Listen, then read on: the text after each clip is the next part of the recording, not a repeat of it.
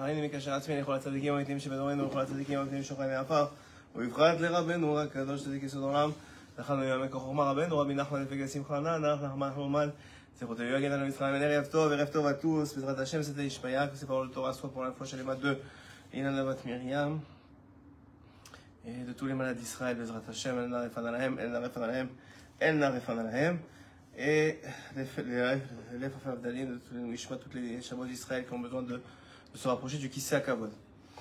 Donc on vient de Baruch Hashem finir Purim. On a fait d'abord Purim des villes qui ne sont pas fortifiées et ensuite jusqu'à aujourd'hui Purim des villes fortifiées.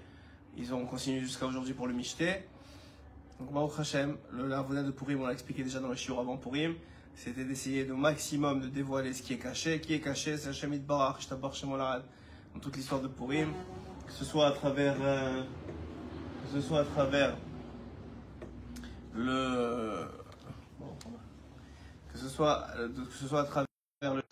la Megillah, que Baruch Hashem, Hashem mettait bien sûr dans toute l'histoire, comme n'importe qui a pu le lire. Ensuite de ça, que ce soit à travers le Matayot Laïvionim, qu'on sait que pendant le jour de Purim, alors à Kol Poshet Yad, notre limlo, tous ceux qui tendent la main, on lui donne. Donc celui qui est un pauvre, un Ani, qui sort le jour de Purim, alors il sait qu'il va recevoir. Donc quand il reçoit, il a moins tendance qu'un autre jour de l'année à dire merci à la personne qui lui donne. Parce que Kaviachol, dans l'année, la personne elle pourrait dire oui ou non, mais là elle est obligée de dire oui. Parce que c'est Purim, donc vers qui il se retourne? Vers Hashem Yitbarach, il dévoile Hashem, que c'est lui qui lui donne tout, même dans le reste de l'année. Ensuite, les Mishloach Manot, on sait que tout le point de la Sitra Achara, c'est de faire croire et de montrer qu'un Israël, il est Mefouzar, il est séparé, il est éloigné, il est séparé, il est dispersé. Et pourquoi? Parce que quand il y a des enfants dispersés, alors tu dis, où est le père? Normalement, quand il y a un père, une figure familiale, une figure de père, alors ça devrait suffire pour que tu vois que les enfants ils sont présents à la table, ils se respectent les uns les autres, parce qu'il y a un père. Sinon, si tu vois celui-là il se dispute, celui-là il insulte, celui-là etc., tu te dis où est le père? Il n'y a pas de père ici. C'est exactement la même chose. Quand tu vois que pour Hashem on fait Mishloach Manot, c'est pour augmenter le shalom, on sait, entre les personnes, pour montrer qu'il y a un père, qu'il y a un Kadosh Baruch Hu qui est présent. Donc, et le Mishté, c'est le fait de boire jusqu'à Shelo Yada, c'est-à-dire le fait d'avoir une conscience augmentée grâce au vin, de la conscience d'Hachem. Donc toute l'idée de Purim, c'était quoi? C'était de dévoiler ce qui est caché. Ce qui est caché, c'est Hashem Yitbarach, Irvodo Va'atzmo. Ça, c'est ce qu'on vient de finir. Et cet après-midi, Baruch Hashem, on a le soin d'étudier une Torah de Rabbi Nachman de Breslev. Et on va ainsi donc on va la reprendre ensemble. Maintenant devant la caméra pour que les gens puissent profiter de cette Torah extraordinaire et en même temps ça va nous permettre de transitionner avec le reste de ce qui nous attend, c'est-à-dire jusqu'à Pessah. Comme il a dit ce soir le Yanouka, il a dit que c'est quoi la ma'ala de Melavé Malka, de la Seudat Melavé Malka. Pourquoi c'est tellement une grande chose de faire Seudat Melavé Malka, le quatrième jour repas de Pessah, quatrième repas de Shabbat.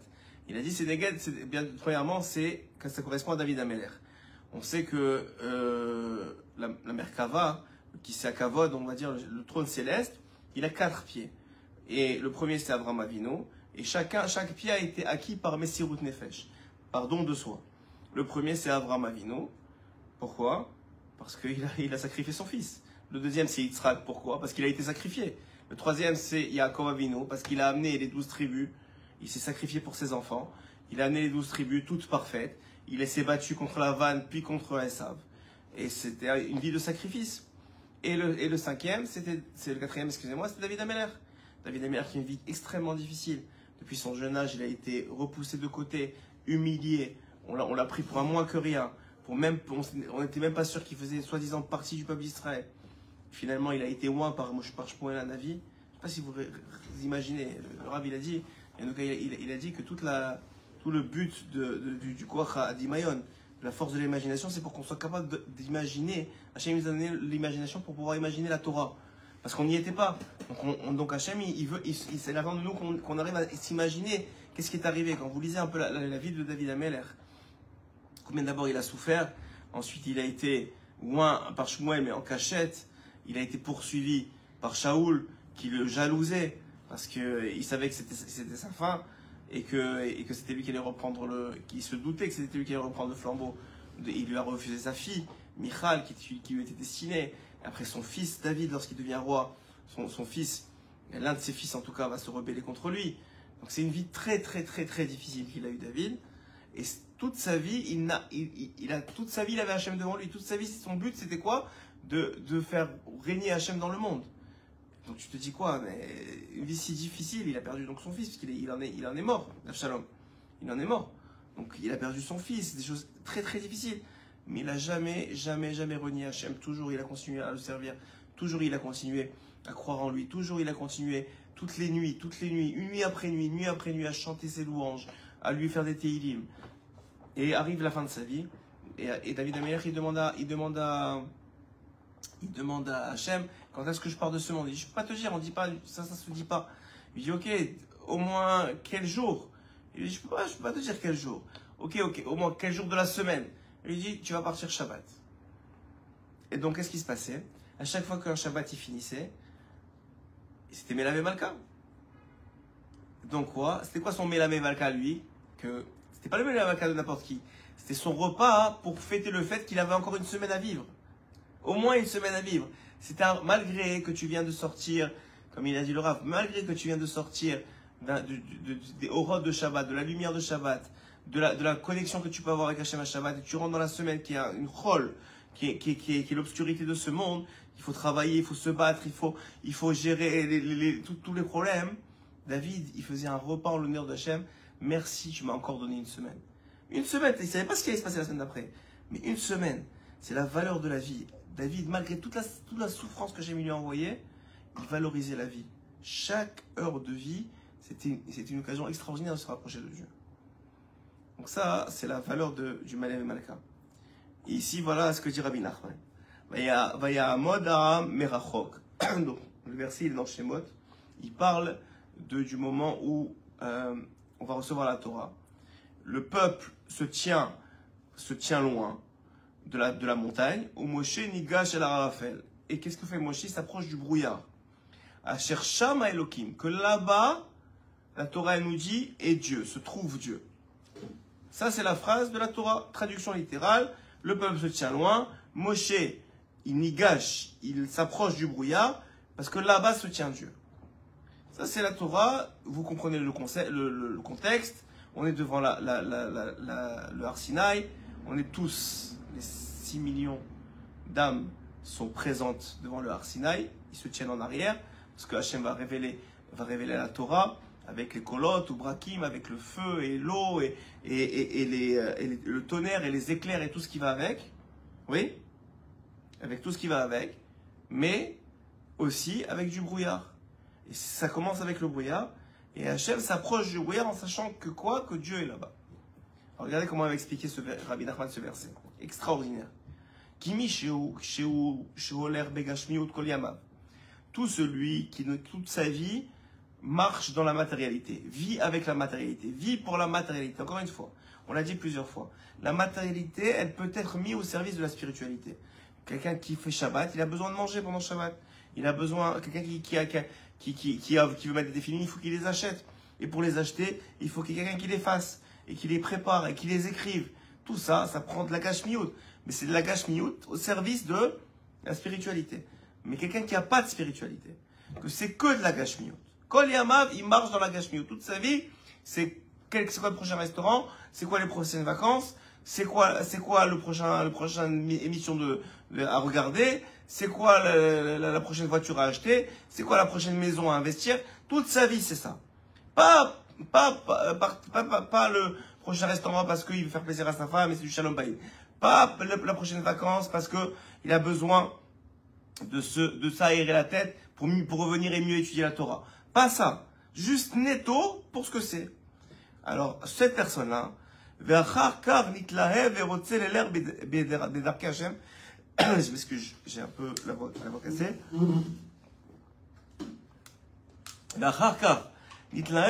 Cette personne-là, un jour, elle se réveille. Elle a passé des années dans la matérialité complètement, dans le veau d'or, dans la matérialité, comme on a vu le parasha d'hier, complètement dans la matérialité. Mais, à un moment, il a un réveil, et il veut commencer à se rapprocher d'Hachem. Qu'est-ce que vous pensez qu'il va lui arriver à cette personne-là? Rabbi Nachman dit, Azai midat adin mikatreg alav. À ce moment-là, qui s'est réveillé, alors qu'on aurait cru, ah, c'est bon, ça y est, tu veux faire tchouva, alors let's go. Non. Le midat adin, l'attribut de rigueur, il se lève contre lui.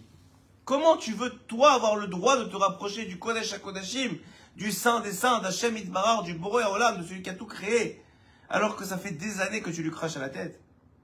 Kaviachol. Ça fait des années que tu l'ignores, au moins tu l'ignores. On ne peut pas dire que tu lui craches pas à la tête, c'est peut-être un mot fort. Mais au moins tu l'ignores, tu fais semblant qu'il n'existe pas. Ou tu veux pas faire semblant qu'il n'existe pas, mais ta vie a amené que tu as fait semblant qu'il n'existe pas, même si tu n'as pas fait exprès. Ça fait des années que la vie a fait que tu as vécu sans lui.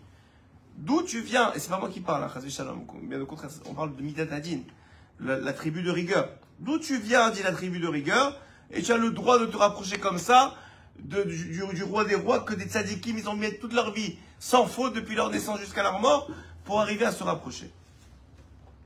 Voilà ce qu'explique Rabbi Nachman. Alors, Veno maniachotole l'herbe et la tribu de rigueur, de justice, de din, il ne le laisse pas se rapprocher d'Hachem. Umazmin lo menia, et comment il fait pour ne pas laisser se rapprocher d'Hachem? Il lui prépare des méniot, des empêchements. Que ce soit des empêchements physiques, c'est trop difficile, c'est trop compliqué, ou bien des empêchements spirituels, il le dégoûte. Il lui fait sentir qu'il est nul, qu'il va jamais y arriver, que c'est pas pour lui, que de toute façon ça fait tellement longtemps qu'il est loin, qu'est-ce que ça va changer pour sa vie? Plein de choses dans sa tête qui croient que ça vient de lui, mais ça vient pas de lui. Ça vient de la tribu de rigueur, de justice, qui veut l'empêcher de se rapprocher de Dieu. Pourquoi? Parce qu'il se base sur le fait que... Il se base sur le fait que...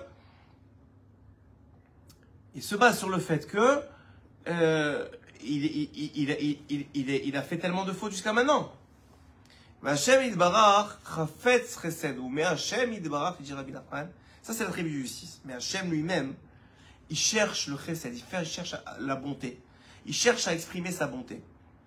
Umastir et atzmo kaviachol be'aminya azot. Et comment il fait pour dévoiler sa bonté alors qu'il y a la tribu de justice qui crée un événement ou des sentiments qui empêchent la personne de se rapprocher, qui appelle une ménia, un obstacle?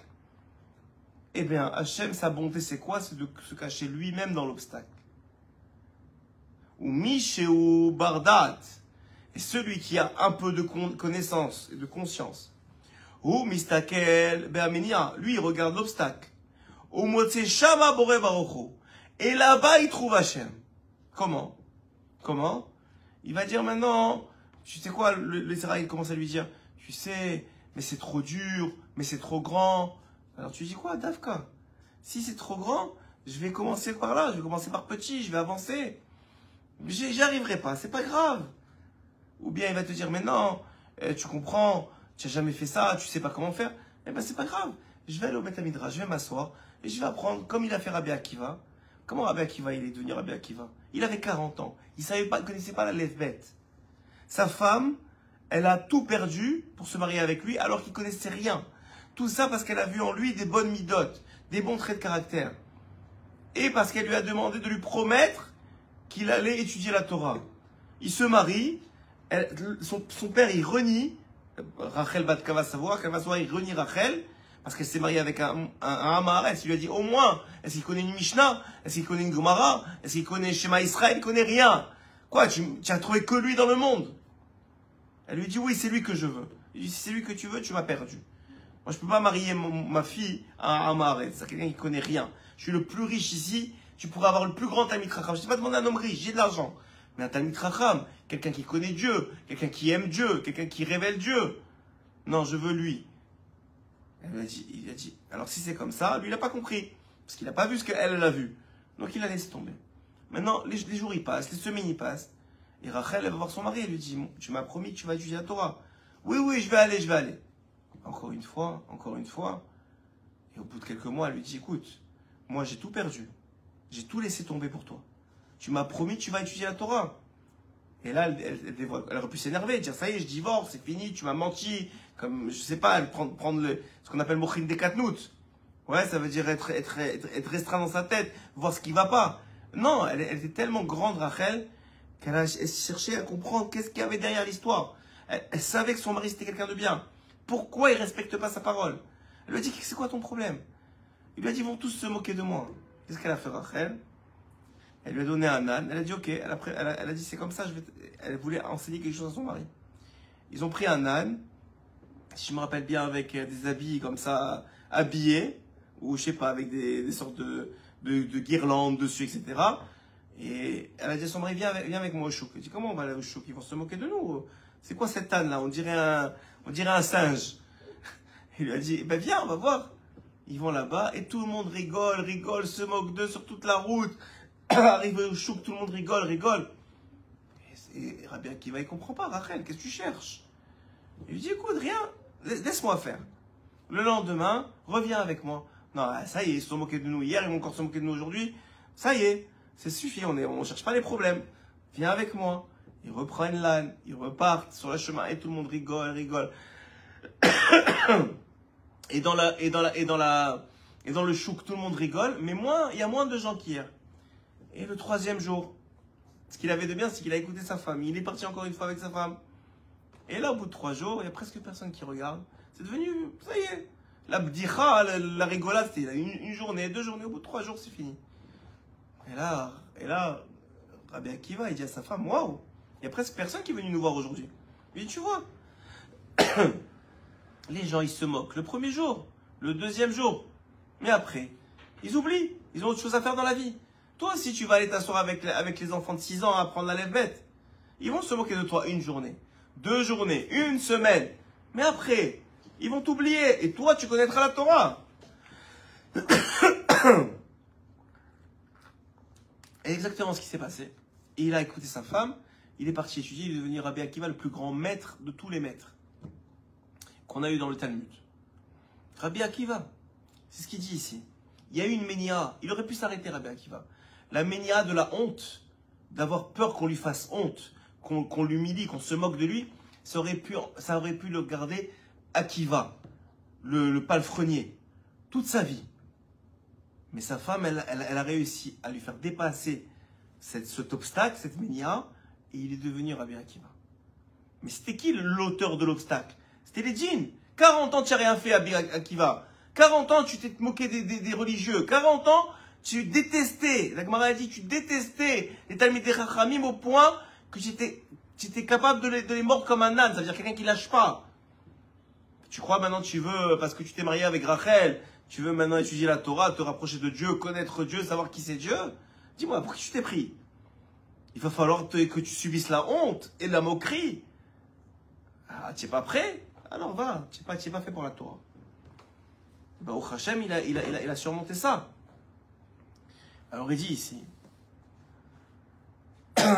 Donc, qui c'est qui se cache dans l'épreuve, ou dans la ménia, ou dans l'empêchement? Il dira, ben nous, c'est Hachem Yitbarach lui-même. Et celui qui a un peu de conscience, comme Rachel, elle avait du da'at, ou mistakel, il regarde l'épreuve, il dit, mais attends, Hachem, il est dedans.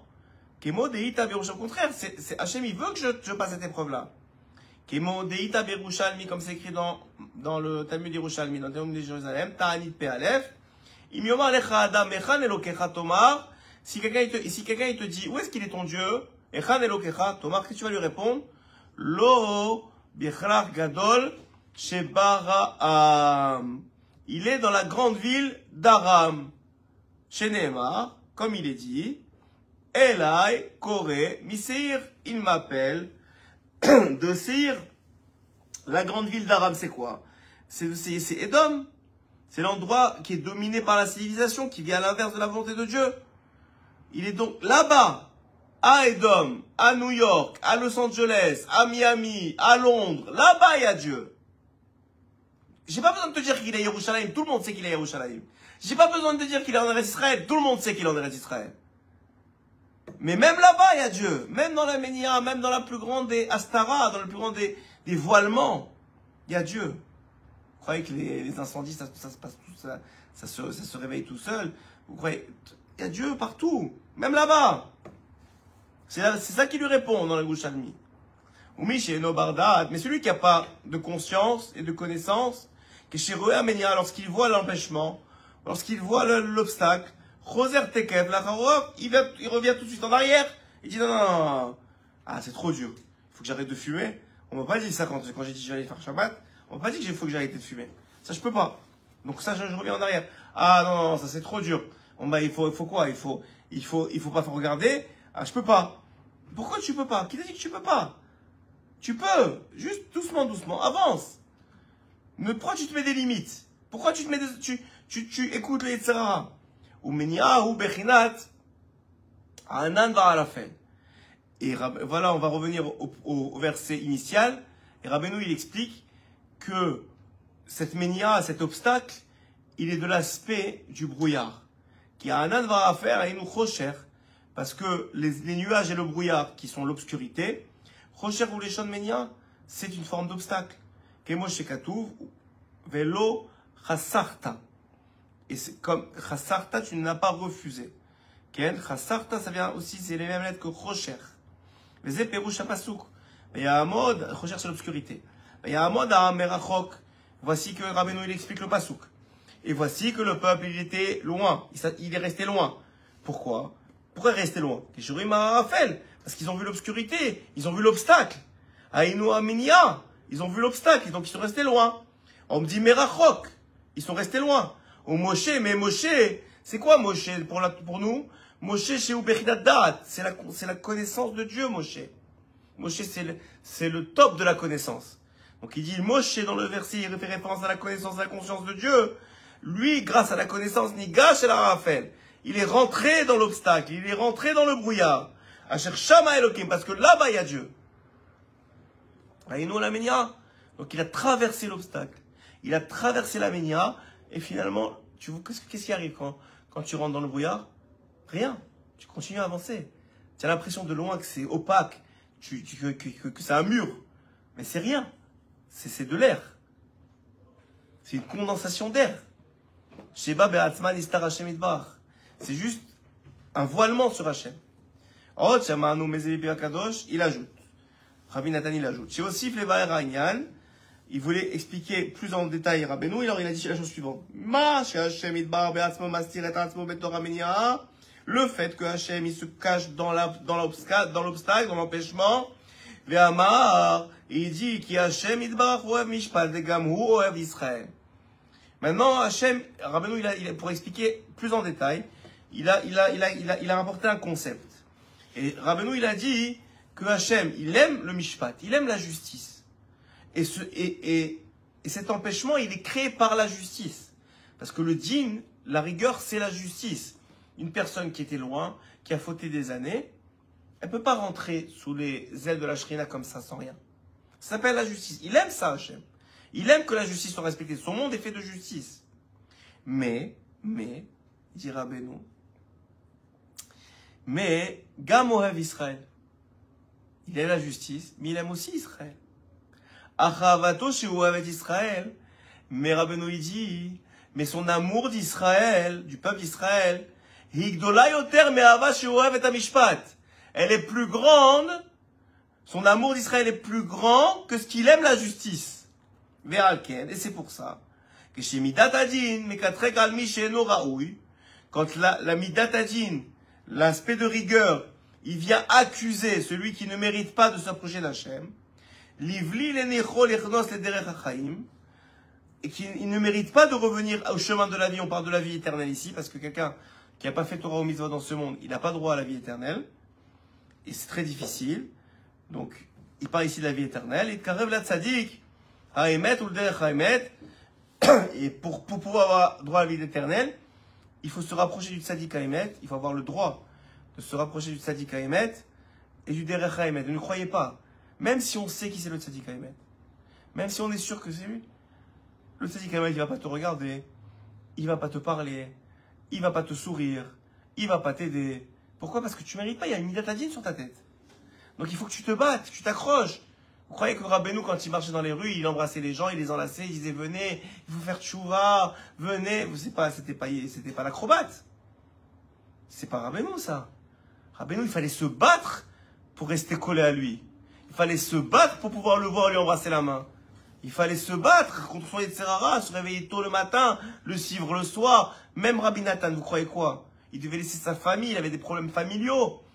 Il avait des problèmes avec sa femme, et des problèmes avec ses enfants pour pouvoir venir chez Rabbeinu. Vous dites, mais je comprends pas. C'est le tzaddik Haemet, c'est le représentant de Dieu. Rabbi Nathan, ça devait être son élève, ça devrait être facile. Non! Il n'y a pas le droit que ce soit facile. Rapprocher de Dieu, c'est pas facile.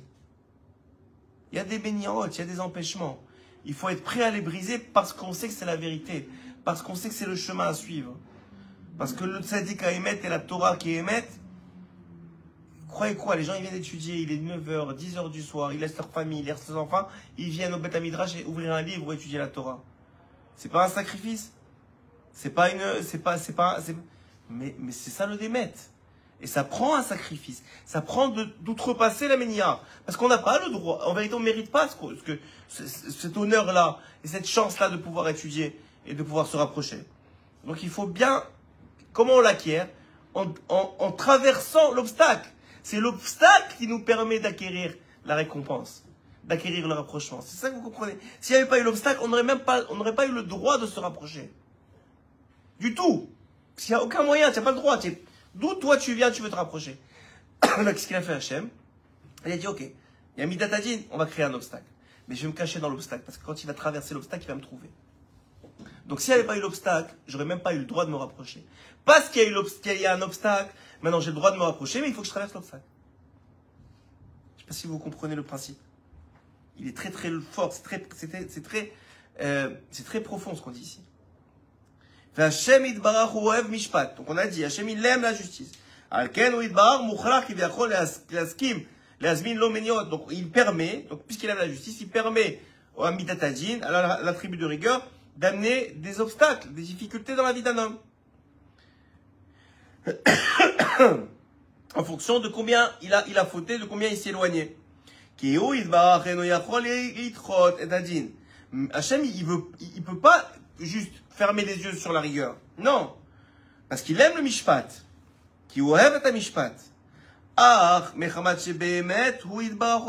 Mais puisqu'il aime Israël plus qu'il aime le mishpat, alors il a transformé le mishpat, l'empêchement, la ménia, la rigueur, en façon que l'homme, s'il réussit à l'outrepasser, il va réussir à se rapprocher. C'est sa nouvelle façon de se rapprocher. Et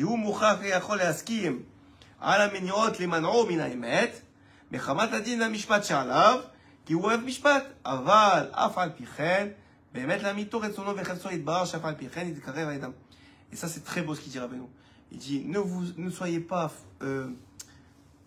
troublés.